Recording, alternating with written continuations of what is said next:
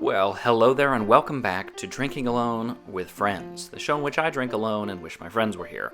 It's been a long hiatus because we've been on a string of nights, but nothing better to well, out of practice already. Nothing better to wash away a children's end shift quite like something from Sasha Petrovsky's Regarding Cocktails. This is the Gordon's Cup. It is essentially a muddled drink with gin, lime, and cucumber. The instructions call for one small lime, which is going to be cut into wedges and then muddled. I wouldn't call this a small lime. I would say it's probably a medium lime. So what I'm going to do is I'm going to cut it into wedges, get rid of one, and then we'll do 5 out of 6. Shout out to the sister recipe that's on the following page in the book, which is actually called Gordon's Breakfast. That, to be fair, was my plan for this morning, but I did not have any Cholula. It's essentially like a hybrid between this drink and a Bloody Mary, in which you include A1 steak sauce and Cholula to spice it up just a little bit. But we're sticking to the original. It calls for 2 to 3 slices of cucumber. Now I have a baby cucumber, so I use 4 slices, and I cut them a little bit thicker. It's important when you're using cucumbers to use something that is seedless, so that inner pulp and the seeds don't get mixed in. This is 3/4 ounce of homemade simple syrup, and then we're going to follow this with 2 ounces of gin. And I like to use a dry gin. This is Aviation out of Portland, Oregon again. That is, in general, less botanical and fairly straightforward. I would say this is like a bougie version of Bombay. Not the Sapphire. That stuff sucks. Okay. Through the magic of film editing, we've found our muddler, and we're muddling these ingredients together. Now, the goal here is to juice the limes with the muddler, but the instructions say quite clearly not to go forward and macerate all of the fruit. You're not trying to beat the crap out of it or turn the cucumber into pulp. Just get some of the juice out of the limes and a little bit of agitation from the cucumber. So we'll see how far along we get there. And all in all, I think this is shaping up to be a good morning. I've got some bacon cooking behind me, and I think we'll have a nice breakfast and a drink to wash away my last children's night shift of residency. Okay, that looks like it's nice and muddled, and we're going to go ahead and crack some ice in there. Now this is all... Oh my gosh, Sergeant Pepper!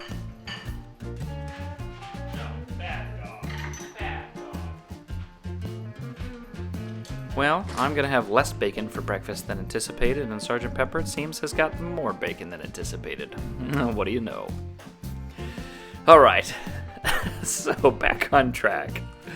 We are cracking ice into the shaker, and this is going to be all cracked ice because we're going to use this ice in the cocktail itself. So back to business here.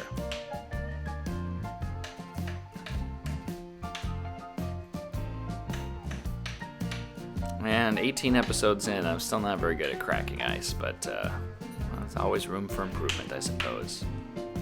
Oh, nailed that one. All right. And a third and final cube.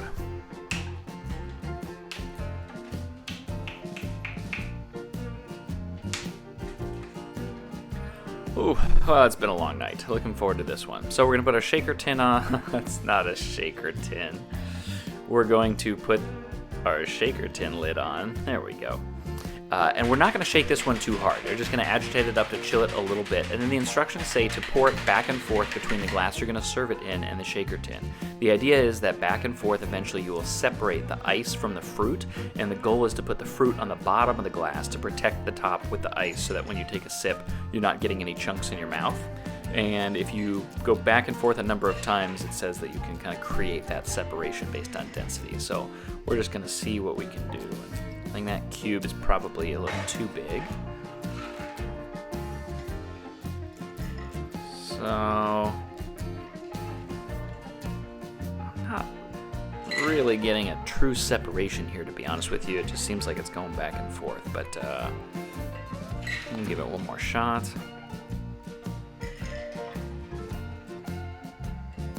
Alright, I'd say that just is what it is. Now, interesting garnish for this one, it is actually going to be a pinch of salt and a crack of fresh ground pepper.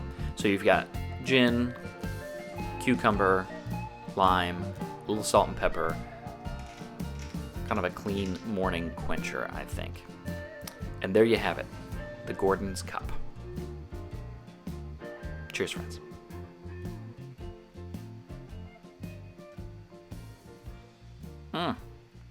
And that's a good one. It'll go with my 2 remaining strips of bacon. Till next time, friends, we're back.